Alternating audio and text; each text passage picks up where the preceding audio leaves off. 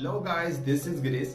और आज की जो हमारी कहानी है, ये कहानी है भगवान विष्णु और माँ लक्ष्मी की। तो एक बार क्या होता है, वह दोनों भूलोक के ऊपर यानी कि पृथ्वी लोक के ऊपर आते हैं और वो एक पार्क में जाकर जो भगवान विष्णु है वो तो सो जाते हैं और जो माँ लक्ष्मी है उनके पास में बैठी रहती है। तो अचानक से क्या होता है कि एक व्यक्ति आता है जो कि शराबी होता है। वो शराब के अंदर झूम रहा होता है, उसको पता ही नहीं है कि मेरा पाव है वो कहाँ टिक रहा है कहाँ ना टिक रहा है।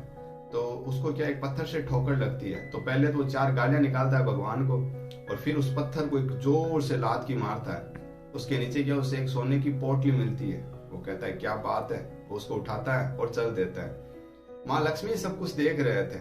फिर कुछ ही देर के बाद में वहीं पर एक दूसरा व्यक्ति आता है जिसके एक पाँव के अंदर एक कांटा खुबा हुआ था। वो वहां बैठता है, उस कांटे को निकालता है और जिसकी वजह से क्या होता है कि उसका जो पूरा का पूरा जो पाँव है वो क्या एकदम खून से लथपथ हो जाता है। तो वो अपने गमछे से क्या होता है कि अपनी पाटी है वो बांध लेता है। अब क्या होता है कि जब ऐसा होने के बाद में तो भगवान विष्णु है वो तो सो रहे थे, लेकिन माँ लक्ष्मी जो सब कुछ देख रही थी ना, उस व्यक्ति ने पार्टी बांधने के बाद पता है क्या कहा? उसने कहा भगवान तेरा शुक्र है, पता नहीं मैंने कितने गलत कर्म किए थे और सजा के तौर पर तूने मुझे इतना ही कष्ट दिया है। मालिक शुक्र है तेरा और मैं हमेशा तेरे शुक्राने में ही रहना चाहता हूँ।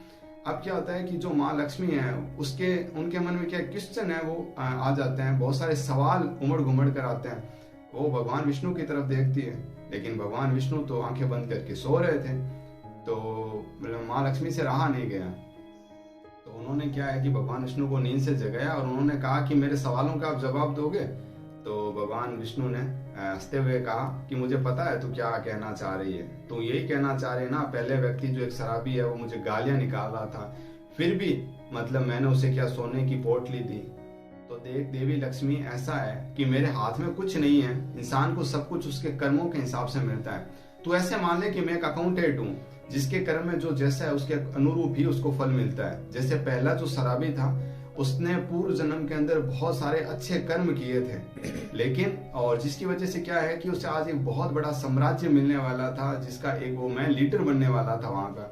लेकिन इस जन्म के अपने गंदे कर्मों की वजह से उसका इतना सारा उसको जो धन प्राप्ति होने वाली थी ना, वो धन एक पोटली के रूप में सिमट कर रह गया। लेकिन जो दूसरा व्यक्ति था वो पिछले जन्म के अंदर बहुत बेकार था, उसके कर्मों की सजा के रूप में आज उसे सूली पर चढ़ जाना था, उससे फांसी होनी थी। लेकिन इस जन्म में क्योंकि वो हमेशा मेरा नाम स्मरण करता रहता है, इसलिए उस सूली के बदले में उसको सिर्फ एक कांटा खुबा और जिसकी वजह से उसके सारे जो कर्म थे उसका हिसाब हो गया। तो देवी लक्ष्मी, मैं किसी को कुछ नहीं देता, इंसान को सब अपने कर्मों की वजह से ही मिलता है। तो आपको मेरी ये कहानी कैसी लगी मुझे मेरे कमेंट सेक्शन में जरूर बताना। मुझे आपके सुझावों का इंतजार रहेगा। Thank you.